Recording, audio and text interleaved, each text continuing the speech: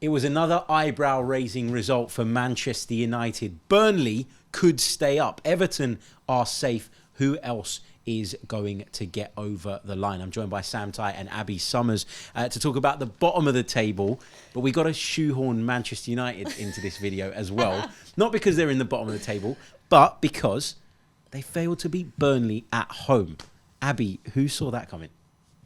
I actually did a prediction for the game and I had a draw. So Wow. Okay. I wasn't necessarily surprised because I've just looked at how United play. I mean, without a style, without any, I don't know what the word is, just any oomph. I'd say any structure, any oomph. semblance of form. They're just not very good, guys. They're just not very good. I think the best part of Manchester United's season, and United fans might call me out on this, has been kind of the resurgence of, or the surgence of Kobbie Mainoo. The young players they've got and the attacking options that they're bringing through, maybe from the academy. Ahmad's been one who's, I guess, getting a few starts now as well. Garnacho breaking through. Garnacho, playing all those consecutive games. I think it was like 32 or 33 or something consecutive games. Like really good in terms of that. But one of the glaring issues to me is obviously kind of that midfield. Casemiro, I mean, the legs have gone. Eriksen, again, that's another player that obviously I saw at Spurs, watched for many years. But I think you're looking at that as a as a partnership in the middle of the park last season, and you still said, okay, that was a really good partnership. But you're just seeing kind of maybe the age creep in there. They've had a lot of injuries, and I will give that to United. They haven't had a good season in that way, but also kind of like the tactical aspect of it. Ten Hag, for me, I mean, I'm bored watching Manchester United, and I don't feel like they have a... They're the most entertaining team in the league. Well, as he says, yes, they are the most exhilarating. For and all of the wrong reasons. They're super exciting, but they've just been really poor. And I think that if you have a look at someone like Marcus Rashford, who obviously has these purple patches, got a new deal, and then has had a really poor season, there's a lot of kind of questions to be asked. But I speak to a lot of United fans, some are Ten Hag out, some are Ten Hag in. And I think they're looking at it kind of on the sample size. Last season, you'd argue he had a good year, getting a trophy, finishing in the top four, having to deal with all the things that happened off the pitch. And then this year, injuries, they're also putting that down to a lot of changes as well with the new ownership. We're saying, okay, we're not seeing any progress this year, but maybe we should stick with it for one more season. Transfers and stuff, it's not going to be on him. He's not going to go and spend 80 million on another Anthony. So we're going to see, with the new execs and everything that comes in, give him another year. But then do you also run the risk that more money is wasted, more time is wasted? And then, if we're sitting here in another year looking at United in this same position, they're in big trouble. I do want to talk a little bit about Burnley because people were writing Burnley off months ago. And people have been really, really sort of positive about Luton and the fact that they've managed to make a fight of it. Yet here we are, 3 games from the end of the season, and Burnley are just a single point behind Luton in 18th and just 2 points behind Forest in 17th. Sam, Vincent Kompany has stuck to his ways. Yep. And earlier on in the season, I was one of the people that constantly said, you have to adapt, you have to change because you are going down. But he stuck with it. And they're at a point now where they've lost 1 in 8. Could they pull off the miracle and survive? You said that we've been writing them off for the last few months. I think I wrote them off in July, because I just knew that they wouldn't budge and they wouldn't adapt, as you say, and they would stick to their possession principles. And I basically saw another Norwich City Mark 1, Mark 2, Mark 3 coming through. The team that comes up playing heavy possession football and wants to dominate territory in possession, but finds the quality gap too much, will almost always go down. Yeah. And for 30 weeks, we were bang on about Burnley. But look at what they've done. Look at the resurgence. Look at the mentality. And they've actually done this by, only losing once in the last 8 games. They've only won 1 of their last 6, but they've drawn 4. Again, usually when you're down there, draws basically equate to losses at this stage of the season.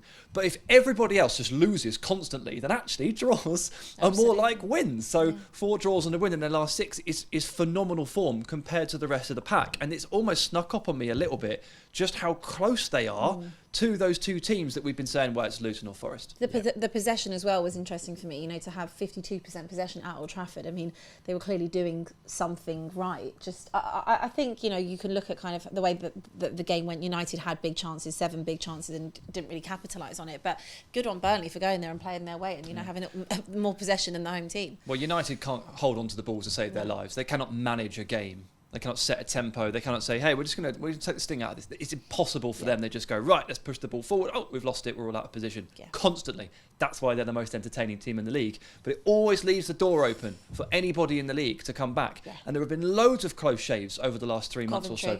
Luton, they ended up burying Luton, but in the 92nd minute, you've got a player running through. That's why Burnley are in this position. Don't forget Sheffield as well last week. Yep. I know they ended up coming back in that game, but it was they looked wobbly. For a while. They looked wobbly, Manchester United. But just on Burnley, I'm looking at their last 3 fixtures.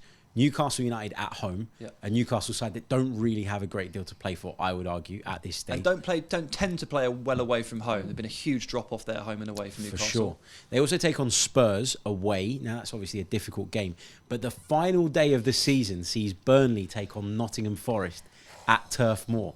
Now, there's a possibility that could be a straight-up shootout for who stays up. It's just incredible. I mean, I want to get you guys' predictions on who's going to go down. There's only 3 teams in contention. We know that Sheffield United are already gone. We know that, of course, Luton are in the mix. We know that Burnley are there too. Forest are the only ones that are catchable from those that are just above the line at the moment. Who's going down for you? Who are your 2 out of the 3? I'll come to you first, Sam. So Luton, unfortunately, do look like they have run out of steam, and they've run out of belief maybe as well. They probably wouldn't admit to that, but it does look like the belief is starting to fade, and that is what has kept them going this whole season. That is what has managed to bridge the quality deficit. So when the belief seeps, that's when you start to really worry about a team like that. But I still can't get my head around Burnley doing it. So I'm going to say that they are going to fall short. Forest have better quality, and Forest have an opportunity. I think they've got a nicer fixture list, but they've also got that last opportunity on the final day to get it done. Forest, I don't think their performances match up to their results. I know we've talked about how it's all about getting results, but usually it hints at something coming that's better. I think in the next 3 games, Forest will pull out what they need to. Forest have Sheffield United, who are already relegated in their next fixture. It is away from home.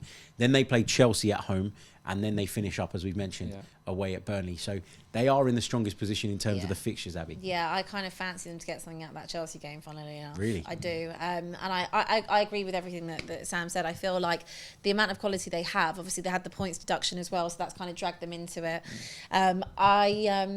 I really like Luton, and I would really like Luton to stay up. I actually think they've been a little bit hard done by maybe. There's been results where, especially at Kenilworth Road, where they've been in front, and I've been like, come on, let's hold on. Against the big teams as well, they had that fight and that spirit and that determination, but then kind of lost out. The Arsenal one springs to mind, the Rice with the last minute. So I would love them to stay up because I think they bring something different to the Premier League, but I think ultimately, I think Forest will do it, definitely based on those fixtures.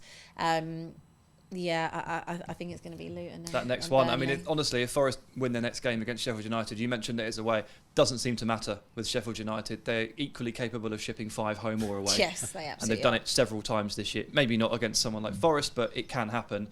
I mean, what a bonus that would be to get that done, get those 3 points on the board. It would start to look completely different again if they win that game. Definitely. Just a quick word on Everton before we wrap up. Everton, of course, have survived. Sean Dyche has been quoted as saying that leading Everton to Premier League survival with 3 games to spare, taking into consideration the points deductions, is his probably biggest achievement in football. Do you go along with that, Abby? Yeah, I think so. And also, they were on that terrible, terrible run, weren't they? Where everything was going against them. Then he switched it up and put a tracksuit on, and then now they're high flying. So it's that easy. It's that easy, sticking with the tracksuit. But they've had a tough season, Everton. They really have. I mean, Calvert-Lewin could barely get in the team at times over Beto, and neither of which score. So it's been interesting how they've just kind of had a real turn of favour in the last couple of weeks, and that's led them to the safety aspect. But without the points deduction, they'd be 13th. I don't think they've had a particularly poor season the whole time. I think you can look at patches maybe from December to kind of March, end of March, that wasn't looking good, but overall they weren't that bad, and I feel a bit sorry for them in terms of the points deduction. It's obviously made them get dragged into that, but all credit to Sean Dyche, and good on him. I like Everton. I'm happy for Everton to be in the Premier League. I feel like they're Spurs of the North. So I was going to just say that, but you beat me to Sam. You were shaking your head about because Dyche has coached Burnley into the top 7.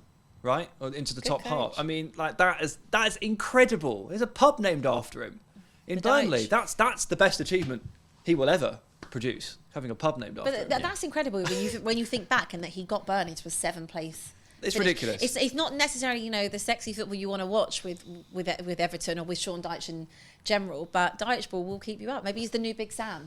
And he did that without wearing a tracksuit. There you go. What could have been. Yeah, what could have been. Exactly. Next season, do we think he's just going to go all out tracksuit? He's got to. Surely. Got to stick with the tracksuit. Surely. Let us know in the comments who you think is going to survive. It looks like that's going right down to the wire as well. Get involved. Let us know your thoughts.